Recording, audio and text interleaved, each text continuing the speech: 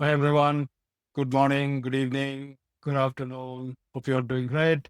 So in this video and in the last two videos, we talked about what goes on the HTTP call sequence and what cookies are important among the three partners, the browser and the backend Spring OAuth2 client and Keycloak. In this video, I'm going to identify the exact cookies so that you can process the header file really well.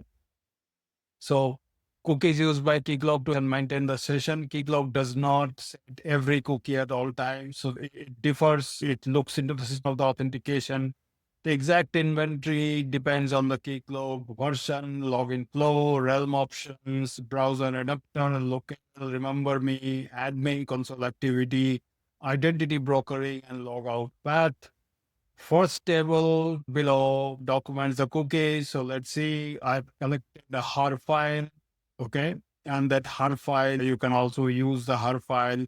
There are two HAR files. If you use Chrome, if you do not go to the settings and tell the Chrome browser to collect cookies for you, collect sensitive data for you, it is not going to.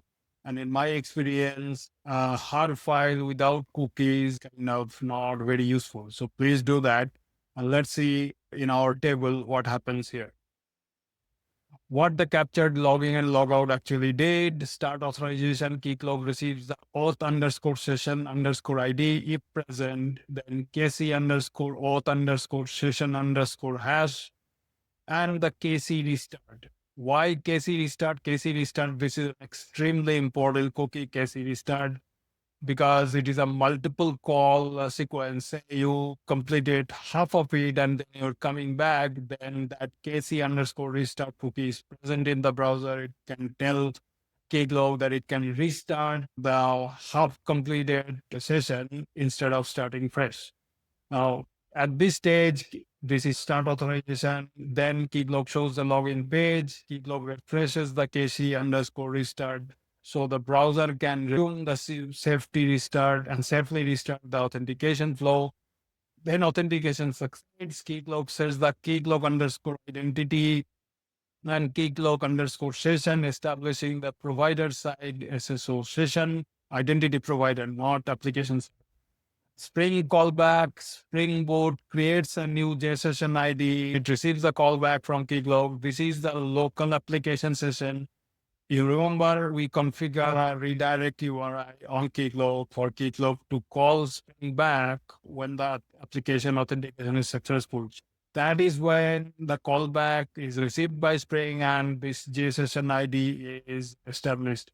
Provider logout, as I said in the last session, there are two logout things needs to happen. When you log out, Spring needs to clear its own session, which is the JSON ID. Then Spring needs to make an HTTP call to Keycloak for Keycloak to end the Keycloak identity and Keycloak session.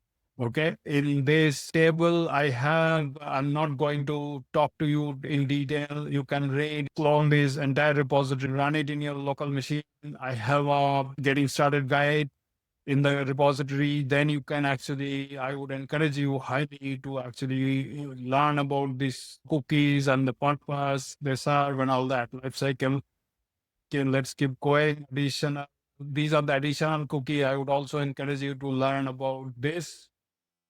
And then here I'm already actually covered this earlier through the diagram. And this is a little bit why this is different. This section actually shows you code, like this kind of code.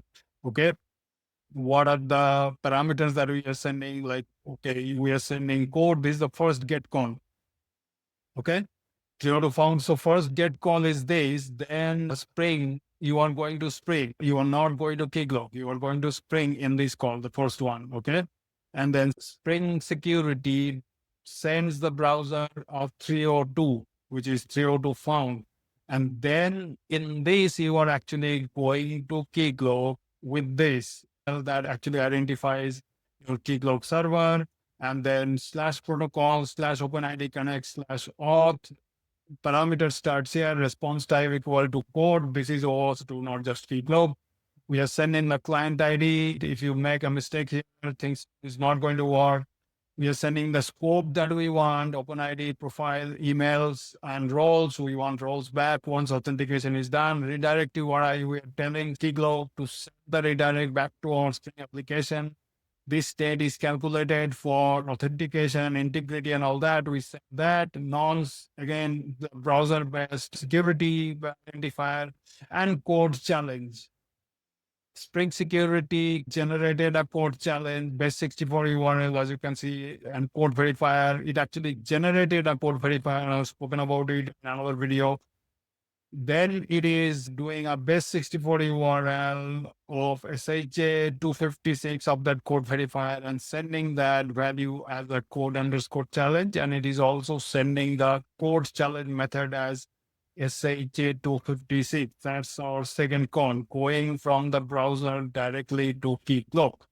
And Keycloak actually at this point, browser to Keycloak, see it goes to Keycloak, number 3, this call, and then Keycloak displays the login page with all that HTML, JavaScript. You are now interacting, the browser is now interacting directly with Keycloak. You enter your username and password and submit. This is 5.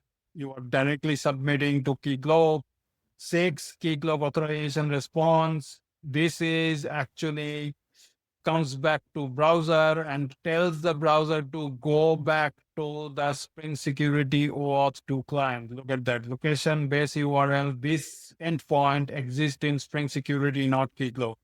And it is send the browser a code, and the browser is actually sending the code to the backend with the state, with the session state and Keycloak issue. Okay, ISS. Now, what the backend will do, backend will actually make a post call once it receives, that is number 7. It is in the number 7, backend is going to receive the browser call, the 302 redirect. And then number 8, it is going to make a post call this time.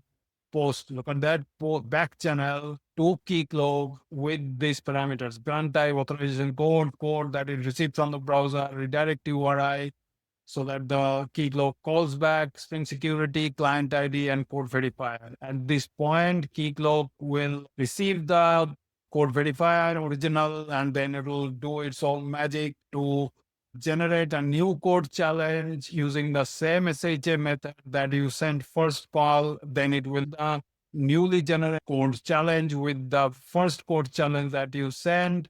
If they match, then it will establish a session, the cookies, and generate token response, access token, ID token, all that. Send the response back to the backend, not to the browser. At this point, the browser will establish a JSSION cookie in the browser. So that is what I talked about. You can take a look. And when the browser loads, you see logged in page and all.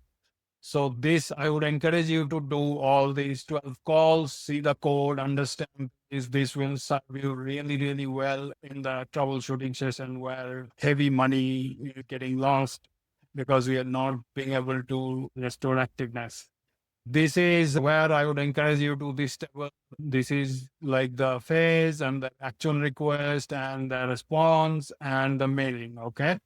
And then there is a little bit of accordion. You can actually click on that and see what it means. And then you can learn a little bit about it. So I would stop my video here. Hopefully it was valuable.